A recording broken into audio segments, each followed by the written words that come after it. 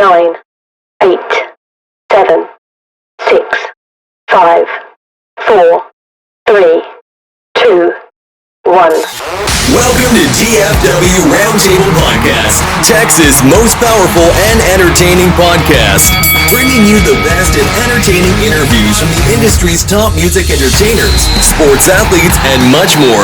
So grab a seat and a cold one and watch, listen, and enjoy. And now here is your host, Ruben Campos. Hey, and welcome back to the DFW Roundtable. We've got a very special show tonight. First question would be, how many Selena fans do we have out there? And I know it's a ton. So we've got a heck of a show for you that's really going to bring you to a whole different level from that perspective. So ladies and gentlemen, let me introduce you to Miss Amanda Solis. Amanda, are you with me? Yes. Hello, everybody who's tuning in. Again, thank you for this opportunity to tell my story. Hey, Amanda, welcome. It's great to see you. Great to meet you. You too. Again, as we were talking, I'm a fan. I follow you on social media and just truly amazed at what you've been able to accomplish, Amanda, and how you continue to carry Selena's tribute throughout the U.S. because you travel everywhere. So wanted to definitely bring it to our show.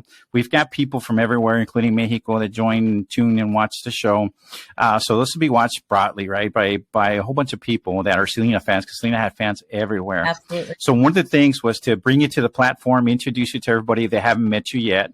But the most important part was to kind of paint a picture for them and introduce you to everybody. So now that we kind of broken the ice from who you are, man, and what you do, you play tribute to Selena.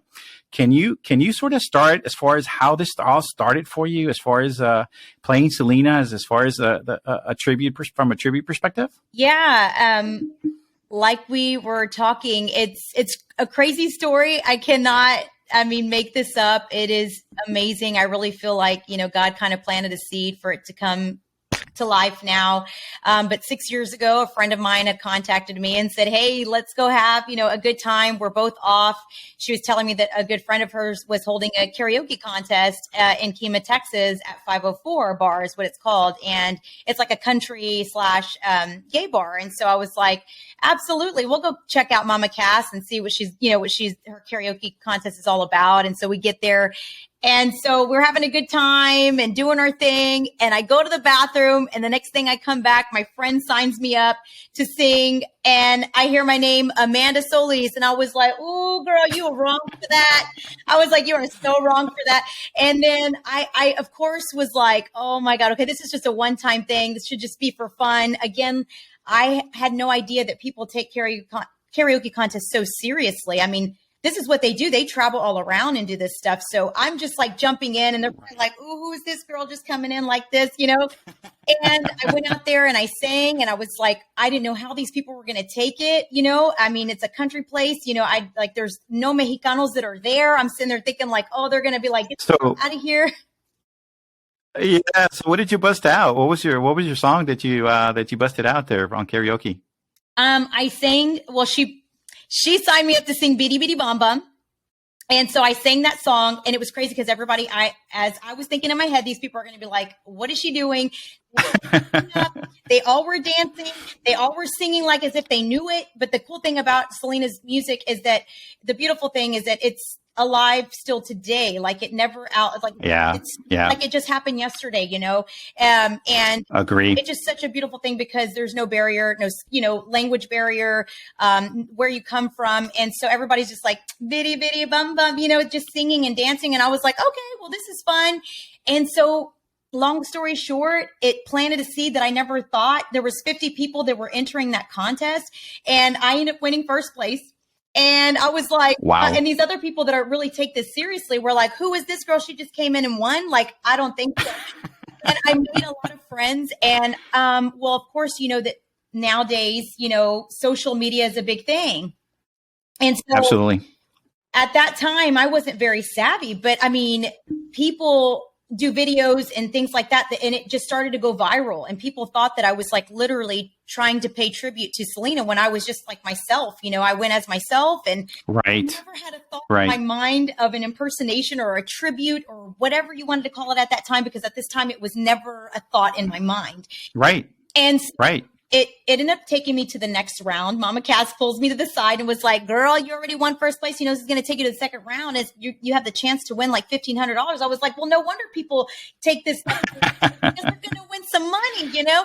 So I was like, let me try it out. Okay, cool. I'll do it. And this time I really wanted to try something different. So growing up, you know, my family were all born and raised in Mexico. I was actually born here in the United States. Okay. Yeah. So I was born here in the United States. Right. All my family, my mom, my dad, my brothers and sisters, they were all born in Mexico. So we listened to Tejano music. They're the ones who instilled that music in me, you know, who showed me that type of music. We'd have music in the background. You know, my dad was inspired to bring my family down here and, you know, build a life for us down here. So that's how Selena kind of came and who we knew who she was, you know, because at that time she was still young. That's awesome.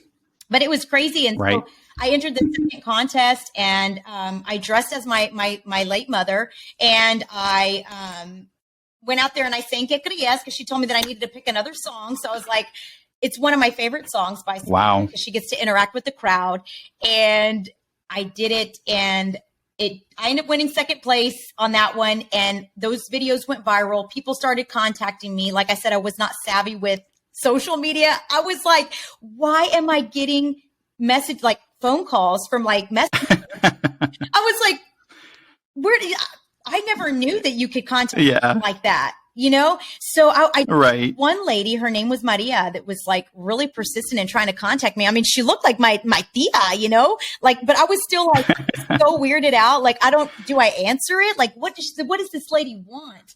And so finally, like a month later, I decided, because she was blowing up my messenger, I decided to contact her, and I was like, hi, you know, and long story short, she says to me, I want to hire you, in Spanish, right? She's like, how can I hire you? How can I get you out here? My daughter, I've been trying to, because she was like acting like she knew me. She was like, mija, te estaba hablando, ¿por qué no me contestaste? I was like, oh, I'm sorry, Maria, do we know each other? It's funny, but it's so true. Like, I cannot make this up. And I'm just like, you know, you can't tell no Hispanic lady no, you know? And so, she's like, let's do this. Like, I want you to perform for my daughter. We're throwing her a quinceañera. And I was like, what are you talking about? She said, I've seen all your videos. Te vi todos tus videos on she says it on YouTube, you know? And I'm like, what videos? You know? I'm like, what videos? Yeah. And so that's how it really started. And so that was the first performance that I did. She tugged at my heartstrings after she twisted my arm and was like, my daughter has Down syndrome and she is in love with Selena. She's actually turning 45. Yeah. And so I was just like amazed by this story, because I'm thinking it's going to be like a 15-year-old, you know, and it'd be right. Yeah. I just was shook. And she was like, well, she's turning 45. And I get it, because a lot of, you know, people that do have Down syndrome don't live a long life, because most of the time they do come and have a lot of sicknesses and stuff. And so that's what she was, you know, telling me about. And I was like, Maria, now you trying to make me feel bad, you know, because I was like, I don't do this for a living. And she was like, no echas mentiras, don't lie to me, you know? And I was like, oh. I tell you what, Amanda, that kicked off, and then that technically kicked off your professional career at that point, right? Because that was really your first paid gig. That's what catapulted me. So literally, I grabbed a microphone. I finally said yes to her, and I said, okay, we'll do it. I'll donate my time. I picked out 7 songs. I grabbed a mic, practiced on it. I mean, we all know Selena's music. I mean, I grew up on it, so I knew. Yes. And she was like, do you have the purple jumpsuit? And I was like, I don't have anything. You know, the only outfit that I had was I was wearing my mom's outfit, because my mom was alive in the 90s, which she had the Janet, you know, there's Janet Jackson, Paula Abdul, Madonna. It's this time of that style. They had the bustiers, the high-waisted pants, the big costume jewelry, the big hair, the red lips. And so I was like, I'm not sure. And she ended up having somebody in her family make me the jumpsuit to specifically wear for her daughters. Oh, wow. Yes. And that's what catapulted like everything. All of a sudden, those videos started going out. I started to post these videos. And then the next thing you know, it just went from there. I got hired on by Dr. Phil in Hollywood to perform for his son's 30th birthday. It evolved from that to performing for people in their garages, in their living rooms, to stadiums. I have done the White Sox. I performed in front of 45,000 people.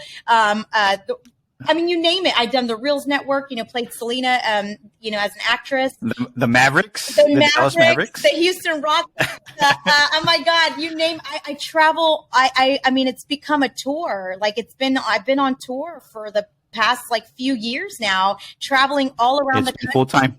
Yes, it became full time where I had to leave my job to actually do this full time. And with that being said, it also, with the beautiful thing about it, is because it's not only just a tribute to Selena, but it's also a tribute to my mother, because I was actually portraying my mother, dancing as her for the second contest that I did, but singing Selena's music. So everyone That's awesome. thought oh my God, you're a Selena, whatever. Because at the time I was like, what do you call this? What? That was one and done. I swear to God, I was one and done. This was only going to be the one time and never again. And it just... And since then, I'm so grateful. I do not boast in this. I'm so super grateful for the opportunities that I've had and all the people that I've met around, the world share their emotional stories with me. Because, like I said, in all of my performances, I always say I could never fill Selena's shoes, but we know what it means as Latinos. We're very protective of what Absolutely. It meant. She broke so many barriers for Latinos like myself, a Mexican American, that my family. Well, that was something I was going to touch on, Amanda, because you basically went into a field that a lot of people are very cautious, right? Because a lot of people are protective of Selena. Oh yeah, absolutely. Right, and you have. I've seen people try to do covers and stuff she don't sing like her, she don't look like her. But again, I follow you on social media, and you've been very blessed to have people not give you negative vibes, give you positive vibes. Yes. And because you've taken the time to perfect it, the look, the costumes, you go the extra mile, girl. And it's paved the way, because you mentioned to be in stadiums with 45,000 people performing Selena in Chicago at a White Sox game. Who would have thought, right? And what's crazy is that Chicago has been the day one. They've supported, it's insane. They've supported me since day one. I don't know. I can't even keep That's awesome. hands and toes as many times as I've performed there, and they've never let me down. Never. They are just always so crazy. But the only thing I can think of, Amanda, is that people can really feel and see that you take it seriously. You're not doing it just to do it. And I think that's why people don't revolt or don't give the hate. It's more of a, man, this is pretty awesome. Yeah. Because one of the things I was telling you that I do like too is that you're continuing her legacy with the newer kids, because I've seen you performing, and I've seen the little girls wearing the costumes and the whole thing too, the purple outfits. And that is pretty cool, man, that you're continuing that thing to go on, and the music continues. Absolutely. The other thing about this is a lot of the tribute folks or impersonators, as some of are called, they lip sync to the artist musics that they're impersonating. Right. Absolutely. You're different. You use your own vocals. Correct. Yeah. And that is awesome. Yeah. And that is pretty awesome. That is what I think sets me apart, in several artists 100%. I've done, is that I use my own vocals and kind of put my own little mix into it. But again, try with my utmost respect to pay tribute the best way that I can to Selena. Like I said in all my shows, I always say hey, I could never fill her shoes. I'm like the flea market version, I always say the flea market version, but if it wasn't for her, she paved the way for a Latina like me to also live the American dream, and showed me that no matter, being that we are minorities, my family came down from Mexico to build their own life, to make a better life for us. And if it wasn't for her as a woman in a dominant, in the music industry, dominated by males, at 23, she had so many different things, her career, as far as just her music. She was all over, as far as her in her wardrobe, and, her being a seamstress. Yeah. You name it. She had perfume. She had. Yes. That is amazing, for her. It truly is. Yeah, but now you're starting to do your own thing too, and Yes. that's what's pretty awesome about this whole thing. And let's go back, because one of the things we were talking about too, man, that I had no idea what I saw on TV. I would end up interviewing the person that played Selena on it. But I remember seeing that Reels special, Yeah. and it was pretty amazing to watch and kind of touching, because it puts you right in the midst of the whole, because you guys played it scene by scene from start to end. Yeah. Talk to me a little bit about that, Amanda. How did it all happen? How did you get selected, and how did it all come to fruition? Yeah. So, I mean, it was the most crucial times. At that time, I forget what year it was, but it's whenever Houston was underwater, when the hurricane came and everybody was really bad. And so, the Reels Network actually reached out and said, "Hey, I would like for you to audition for the part of playing Selena in the Reels documentary series that it's called Murder Made Me Famous," which they have different segments. Like they have Prince, they have Marilyn Monroe, Right. Robin Williams. And so I was going to, try out for the part of Selena. And so I actually had to try out and do the audition from my house. And that was hysterical, but it ended up working out for me. And they called me back and told me that I made the part, and I got the part. And so once everything cleared up in Houston, they set a date and a time that they were going to fly me out and have me out there for like a week at a time and to film in Dallas. And so we did. And so each day was different.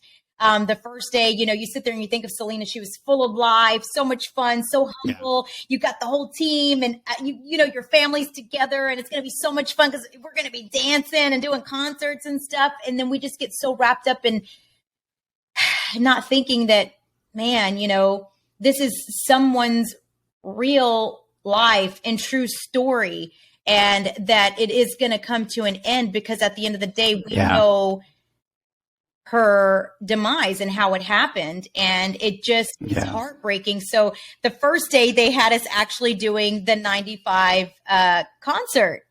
And so we did that. I got to meet all the actors, and, we're in the trailer, and Yolanda was there. The girl that was playing Yolanda. Oh. Eyes were like, oh, I was like, do I sit next to her? Do I not sit next to her? It's so funny that you think that, like, I know it's just a person playing a part, but it's like, but she definitely wanted to separate herself. I mean, we were all nice to each other, nothing like that, but it was definitely an experience that I have to talk about, because you don't know. I can imagine. Because you're like, right. Do we talk to each other? Do we not right now? Because like she needs to be in that mindset, I mean, the lady was crazy, and I actually learned a lot of stuff that I didn't even know about. And it was pretty wicked, I mean, she really had to play this crazy part. And, so it was a lot of fun. And then, of course, the day that we finally got to the part to where, the last day that, Selena and Yolanda met each other and met at the hotel. So we recorded at a hotel, and, I actually, to get myself in a good mindset, I literally ran like maybe 4 laps around that entire hotel, to work, to work myself up, to sweat, because, I couldn't imagine what someone would feel like at that moment in time, I mean, even the producer himself is trying to explain it to me, but, and I blurted out, I was like, I gotta run, let me run. And he's like, go ahead, and it just, because I was like, man, I'm not ready for this. Like even talking about it gives me the chicken skin, my hair stand up on my arms because it was just so traumatic. I could really tell that it still gets you emotional just to talk about it, right? And it was so real. And like I was telling you, Amanda, the very last scene when you come into the hotel and you fall right there in front of the desk is like, oh my God, because it was her life was so short. It was so full of life and laughter and joy, and then it was taken like in a snap, right? Yes. And then once you come to that scene, it's like, oh my God, this is where it ends, right? This is it. And then to see you, the way you're breathing and the way you're acting, it made it look so real. So, I mean, the cast, I got to see a behind the scene clip on YouTube too, where you mentioned that the Yolanda actor actually scared you as well. Look, she did. She absolutely did. She played that part. I mean, she did. I was like, I don't even want to talk to her. I was like, but yeah, afterwards, like after we were done and everything was a wrap completely, like she just broke down in tears and started crying. Because she literally like had to sit there and watch cartoons afterwards because she literally had to put herself in this like psychotic mindset. And you don't really think that like how actors really have to prepare themselves for a part like that, you know? And so it was definitely an experience. I mean, you know, we're hugging each other while we're there. I mean, while she has the gun in her hand and things like that, we're trying to, you know, because it was so much, it was so even the producers during the moment, they had to stop what we were doing because there was not one dry eye in that place. And, you know, because of what was going to happen, you know? Yeah, let me tell the audience, the ladies and gentlemen, if you have not seen this, it's out there. It's on Reels. Reels is the one that put it out. Please catch it. And just by the way Amanda's describing how much they prepared for this, how much planning it took. But when you see it, it's as real as it gets. So I would advise everybody to try and catch it. I'm sure it's available on YouTube somewhere or somehow you can pull it off on demand. But great job. Now, prior to this, Amanda, had you done any acting whatsoever prior to this? Yes, but like little parts. I mean, that's probably like the biggest part that I've had, but I have done like little like Mexican novelas. Okay. Commercials, you know, TV commercials for like different ads, whether it be like I forget what just different commercials, you know?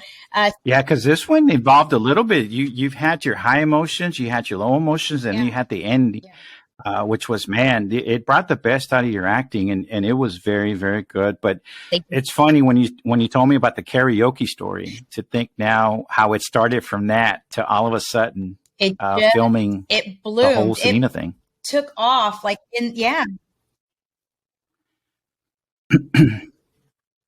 Amazing.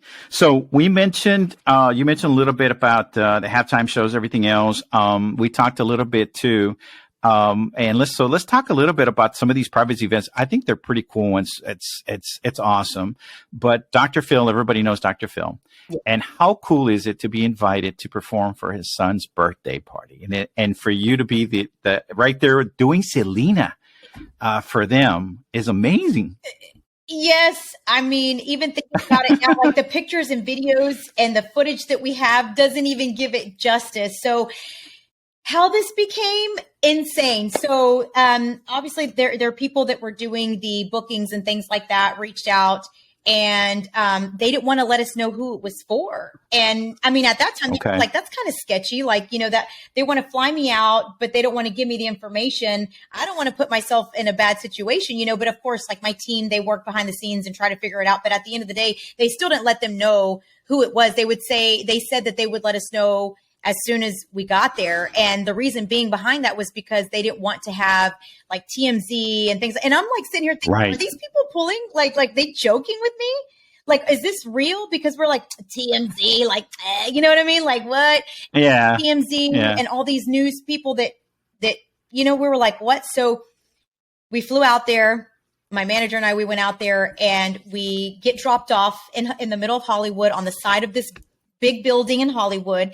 And I'm like, this is very sketchy. This guy comes out and it's like, here, come into this elevator. We're going behind the scenes. I was like, are we going to make it back out alive? You know, me, that's my humor. That is my humor. Right. Me, I'm a payasa all the time. I joke around. I say the most craziest things. So I was like, are you going to sell my organs? What are you going to do? You know? And so, you know, and they're laughing. They're like, no, it's okay. So we get into the elevator. The elevator takes us up. I'm like holding on to my manager. Like I'm lipping to her, like, going on, you know, like all dramatic, what is going on? And so we finally make it up there and the elevator opens and it's glowing, like it's black lights and there's butterflies and there's mushrooms and there's all kinds of stuff. And I'm sitting here going like, wow, am I like on a trip? Like I imagine like what you see when someone on TV is what you would imagine. You walk, all of a sudden you see little Luigis, you see big Luigis, you see little Marios, you see big Marios, you see a freaking like a whole bunch of of little people dressed as rabbits. And then holy smokes, go into another room, and then there's like Cirque du Soleil, and then I'm like, I turn around, and then there's Star Wars, and like, you know, Princess Leia, and you got the men in the white suits, you know, and then you got Chewbacca, and we're sitting here going like, freaking out. Yeah, where are we? And I mean, we're just looking at each other, but we're filming everything because I'm like, I'm tripping. And so they finally take us to our room. So apparently this building, they rented out the entire building, and each floor had something different. So I was in the second level, and I was what was considered the mushroom room. And that's where mine was like the Alice in Wonderland. So they had the big worm in there. You were right where you were telling about that worm smoking a hookah. Yeah, the worm. So we walk in, and they have this. I'm talking about the whole thing covered the entire wall. It was like a real worm. It was like what do you call it, animatronic? Yes. Yeah. And so we were just like, oh my God, and it's moving, and it's like, who are you? You know, and it's blowing like, it's so crazy. And then Chewbacca amazing. walks in. And so then all of a sudden you see this family like walk in, and then the lady that was doing the booking came in and was like, the organizer comes in and says, hey, you're about to go on in 5 minutes. Dr. Phil and their family are coming in. And so I was like, oh my God, what? Like, is she lying? Yeah. And so I had to get my stuff together. I went to the DJ, and we were like, okay, this is what's going to happen. Boom, boom, boom, done. And then long story short, I ended up performing for Dr. Phil and his son. Closest friends and family. And they did this whole like Alice in Wonderland theme. And then they had Cirque du Soleil, and then they had like a different stuff everywhere. But it all had to do with Tim Burton, and it was insane. Each wall was like decorated. I'm talking about from the top to the bottom in real roses. Wow. Like, I mean, you could just tell. I mean, you think like the biggest thing for like a Mexicana like myself is like, I'm gonna have my quinceañera, right? You know, and that alone is too expensive for your family. You already know they have to like, you know, save the rest of their life. And but I mean, you could just tell they threw money, you know, for his birthday. And it just shows you, you know, the privileges that they have. And it was just amazing to be a part of that. And when I met the family, they were super nice. Come to find out, they're huge Selena fans. They're sitting there dancing, singing with me. The mom was like hugging me, kissing me on the cheek after I was done with everything. Dr. Phil damn near sat me on his lap, you know? And I'm like, I don't even know how to act. Like, okay, like, what am I doing here? And it was an experience that I will never forget, you know. I got to see the video, and you had that whole section of Dr. Phil, his son and his wife. Everybody was dancing, man. I was like, man, they got into it. Yeah, it was really neat. I would have never thought. I thought they were just going to sit there because, I mean, that's why I'm saying that's what's so cool about Selena's music. You never know who's really jamming to it. Like, really, Dr. Phil and his wife, like his family, that was so cool. That is so cool for them to, you know, to be able to know that the Quintanilla family, for them to know that they jammed them out, you know. For sure. Cool. Well, Amanda, one thing too, I was going to ask you because here recently, I just saw you were in New York, and you played at a very special private event as well. But the thing that caught my eye for that too is that, again, playing tribute to Selena, you wore a special dress. And that thing was immaculate. Do you mind talking about it and what it was and how the idea came up? Yeah. So, of course, me putting pressure on everybody last minute, you know. Well, the party happened last minute. They finally decided to go ahead. Okay, everything was in closing. The person that was doing all the production, okay, we're going to go ahead and sign you. This is where you're going to fit in. And I was like, She said that they were going to have a red carpet. He was going to go all out. And I was like, so if you don't mind me asking, you know, I know it's not what you requested, but I would like to add a little bit of, you know what I'm saying? And I didn't even have the dress, mind you. I did not have this dress in my possession at all. So this was going to be like done in 2 days before I flew out. So I talked to my assistant and I said, I have an idea. I don't know if I'm reaching, you know, me always ask. I was like, but I would like to do the Grammy dress for the red carpet. He wants me to be a part of the red carpet. And I think it would be cool to do the red carpet and the Grammy dress and then do a wardrobe change and do the performance. And she was like, let's do it. And I was like, okay, so this is my idea. And so I told her, you know, how we broke it down. And literally she had to come over here and we sat together in 2 nights to make this entire dress. And we literally flew out. We got the base of it done, got to New York. Right when we landed, we got something to eat, went back to the hotel, and knocked it out the same night that I was going to be wearing it. So Talk I literally about cutting it short. Yeah.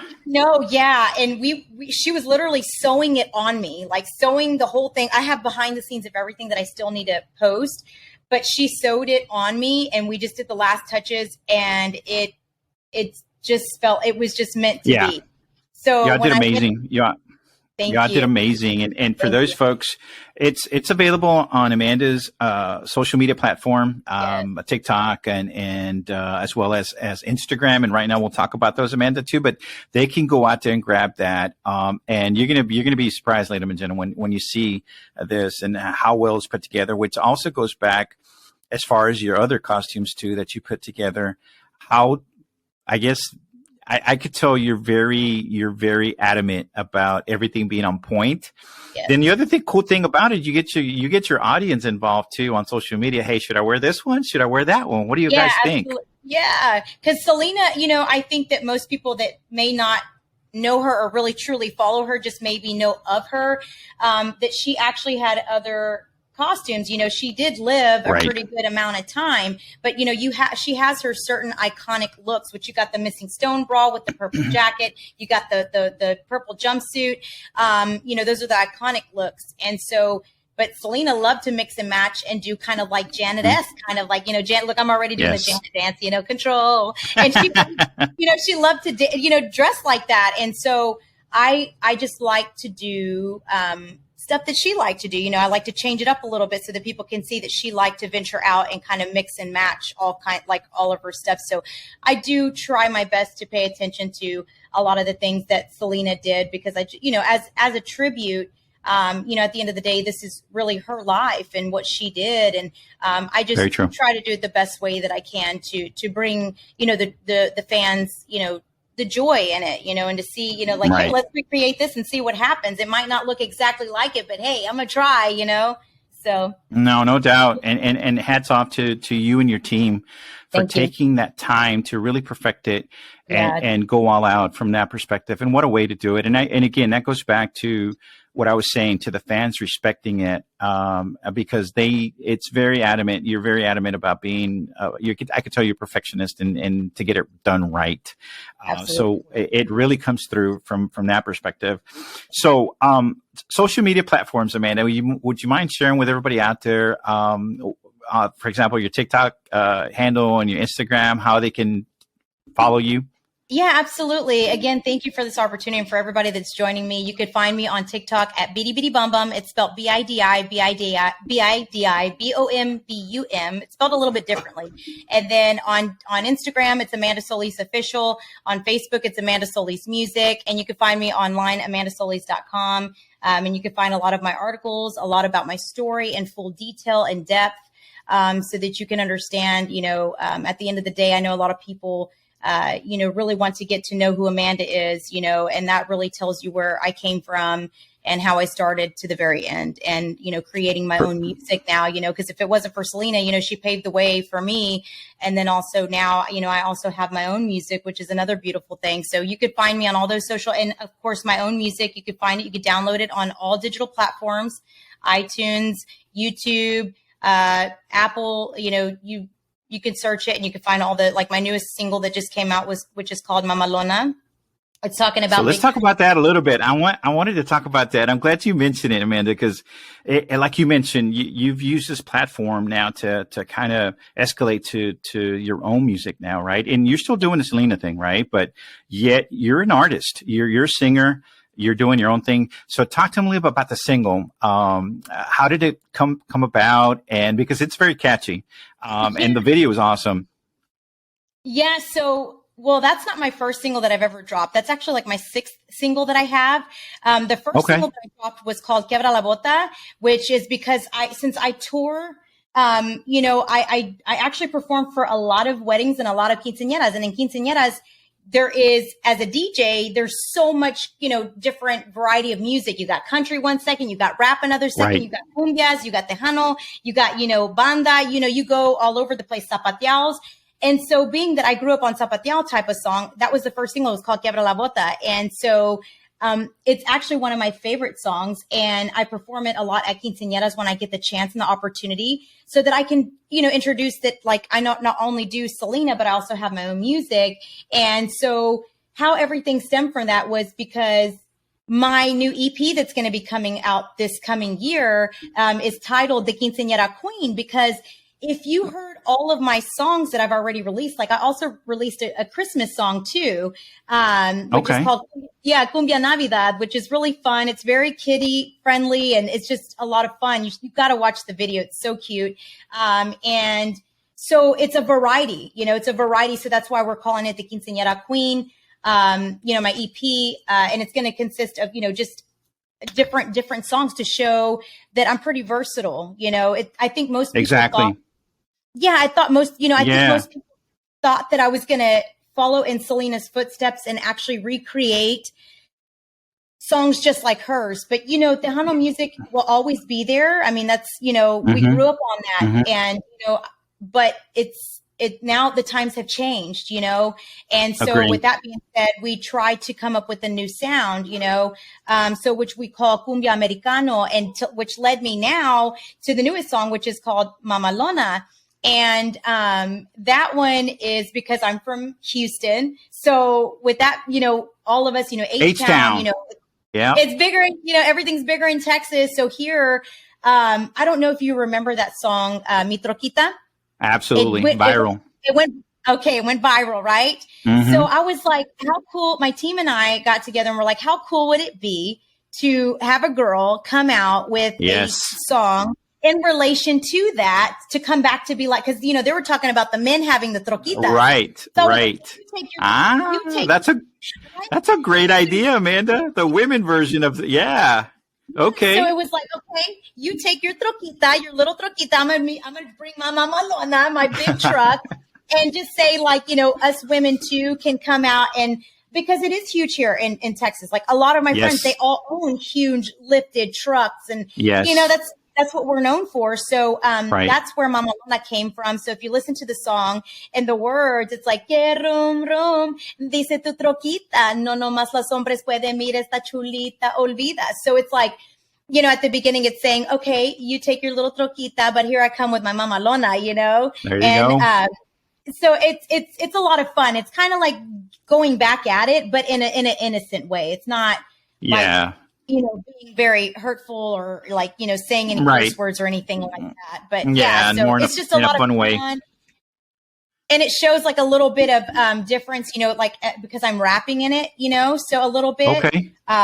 So that, that gives a little. So again, you're adding that diverse touch to it as well. You're throwing a little bit of everything, kind of bringing it more diverse. Yeah, that's awesome. Yes. Yeah. Yeah, so and I'm so happy that you're bringing that Tejano sound. You're giving that extra spice to it because, I mean, things evolve. We have to evolve. We want to keep it alive. Yeah. So that's so cool that you're doing that. Very cool. So you mentioned the EP. When is the EP coming out? So we don't have a specific date, but we're hoping by this coming year, because I just literally recorded 2 new songs, and that we're going to go ahead and add those to the EP that we weren't originally going to do. So because we like kind of last minute, again, as usual, last minute decided to create a corrido. And so so I just gave myself the chicken skin. Like, it's crazy because so that song to me means a lot because it talks a little bit about my upbringing. So it's a little bit more personal. But again, it's corrido, and corridos are it's a different style, and so that one, and then I made another cumbia. So we don't have a specific date yet, but we're hoping for this coming year so that we can add those, because I just finished recording the music video for the corrido. And so, cause we try to do a single with the video, and then, so each time, so we drop single for single. So hopefully again, by this new year, you'll find out, I'll let you know. So I'm gonna be like, I got the whole EP. Hey, please do. Please do. And what I'm going to do if you're okay with it, I'm also going to drop, once we're done, your Mamalona video on here. So people tune in can see it. Right. Yes, so absolutely.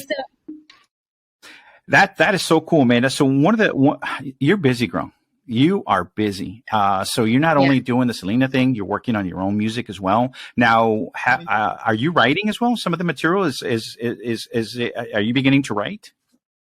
Absolutely. So for me and my team, like when we get together, we come up with, that's what's fun about it is that like, you're like, that's what's so fun about making music. Cause you're like, what if we do this, and we just sit there and we come see what the crazy thing about it or the beautiful thing about it is because like, I decided that I wanted to sing in Spanish. Like, so when I, being born and raised, my mom and my dad spoke nothing but Spanish, but they did know English as well, very fluently too.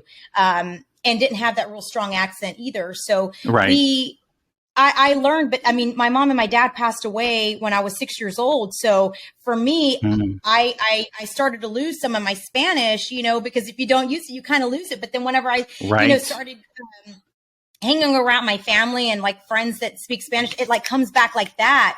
And so that was one of the things whenever we first decided to make my music, we were like, what are you going to do? Are you going to sing in English or in Spanish? And I was like, Spanish, like, which is crazy because it's a huge challenge for me because it is. I have my enunciation and it's sometimes, with, so I have people that are in my team that help translate, that help rewrite, that help, because everything is backwards in Spanish. So we have to kind of like, go, okay, how can we make this trendy, but make it sound like this, and still make it sound accurate in the traditional way of Spanish speaking. But now a lot of people do speak slang, which you can kind of add that in there too sometimes. But, so most of my music is from here on out is always going to be in Spanish, but I do have another song that I've done for like during Christmas time and things like that, which is called Bam Bam or Bum Bum. And, it does give a little bit of that, like reggae style, and it does have English and Spanish in it. So it's a little mix, but I think that's a cool fact to let everybody know that, so to answer your question about us writing music, I have to have a team for us to get together because, I mean, even though I can write it and read it, they're there to make sure it's legit, because like, like carro and coche and carro, there's different ways of saying different things. There's so many words for that. So it is always a challenge. And then again, recording it in Spanish. And then like, if my tongue gets in the way and it's like, damn it, I have to go back and re-record it. And, so it's really cool. But so we get a team together and write and create. So let me tell you, I've interviewed a lot of artists, right? A lot of Tejano artists. And you touched on something very important, and hats off to you and your team for recognizing this. But one of the things we've talked about has been how creative writing has kind of faded away a little bit. Some of the songs you listen to nowadays don't have the touch or the feeling that most of the 90 Tejano songs had. That's why we love that 90 era. Absolutely. And Bobby Blue was one of them that mentioned, hey, the biggest part that I see missing nowadays is, we have a younger generation that wants to get into Tejano, but they don't know how to express themselves and kind of, like you mentioned, carro and coche. And a normal 18 or 20-year-old is going to write it as carro, right? Me subo mi carro, whatever it is. Right. And he says the enunciation has to be on point. So you mentioned you guys are dead on point, man. It's hats off to you for recognizing that. And that just goes to show that you guys are definitely on it and recognize that. So hats off to you on that. And I can't wait for that new LP to drop, man. And hear the new songs as well. Sounds like that Christmas songs is pretty fun too. Oh, it is. Yeah. We dropped it like 2 years ago. And actually, we recorded that, literally wrote it, sat down, translated it, and recorded it all. And I performed it in 2 days. Oh, wow.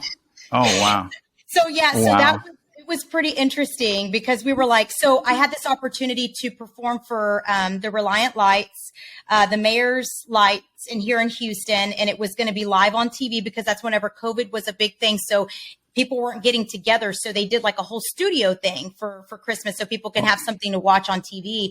And so I performed and I was like, my team was like, how cool would it be to make a Christmas song. And I'm sitting here going like, ay, Dios mío, like how much time do we have? Like, of course, everything's like last minute, but it's an experience and a story to be told because it was amazing. Like that we accomplished that. We wrote it, we got together, came up with a story, came up with the whole Christmas thing and made it English and Spanish. It's really cool. And, knocked it out and performed it live on awesome. On TV. So it was pretty crazy, but it's awesome. It's really cute. Well, hats off to you again. Congratulations on all your success, man. I mean, no wonder you're doing this thing full time. You are doing your own thing. Let's talk merch. Do you have any merch for the fans that are interested? Shirts, anything like that, available out there, Amanda, that people could get? Absolutely. You can go to amandasolis.com and we have towels like for $5. There's like really inexpensive stuff there. T-shirts with my face on it and different stuff that you could check out on there. I just actually had a new T-shirt made as well for my tour. So they have the opportunity to purchase that as well. Very cool. So, ladies and gentlemen, again, Amanda Solis, look her up, YouTube, TikTok, Instagram, Facebook. You've got them now. Please follow her, and you'll see. Go back and look at all her videos and carry through where she started and where she is now. I think you're going to be amazed. Amanda, thank you so much for joining us at the Roundtable. We really enjoyed having you, and continued success. Please make sure when new music drops, you hit me up and let me know, and we're glad to put it on here, okay? Absolutely. So you're going to play my song, Mama Lona, after this? After this, and if you want to go, absolutely. If you want to, go ahead and introduce it now, and then we're going to play it. Yeah, you guys, thank you one more time. Thank you so much for this opportunity, for allowing me on your roundtable to be able to tell my story. I feel so privileged because it gives me an opportunity for other people to see that I am a real person at the end of the day and that I'm not just living in Selena's image. I mean, at the end of the day, she's paved the way for a Latina like me, and I'm super grateful. I do not boast in this, but you guys, this is my newest single that recently dropped. It's called Mama Lona. You can download it on all digital platforms, and you can check out the video here right now. Let's get it.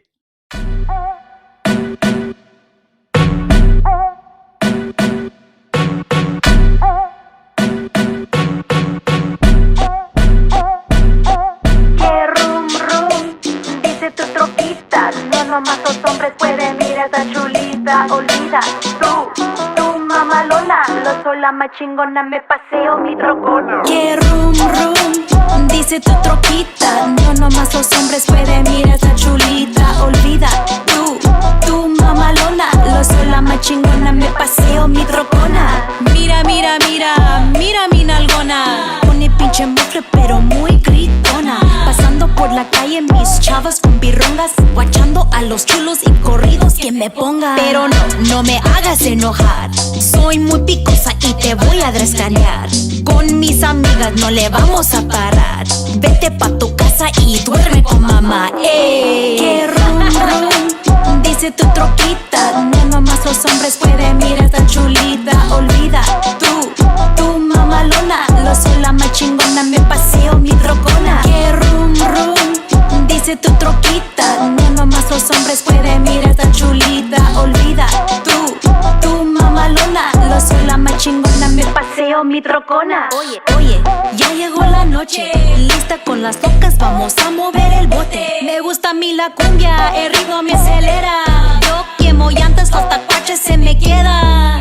Siguiendo bien bajita, me dicen la chiquita. Muy picosita, haciendo la paquita. Botas y sombreros, caderas yo las muevo. Mira este güey con la boca hasta el suelo. Que rum, rum, dice tu troquita. No nomás los hombres pueden mirar esta chulita. Olvida, tú, mamá Lona. Lo soy la más chingona, me paseo mi trocona. Que rum, rum, dice tu troquita. No nomás los hombres pueden mirar esta chulita. Olvida, tú, mamá Lona. Lo soy la más chingona, me paseo mi trocona.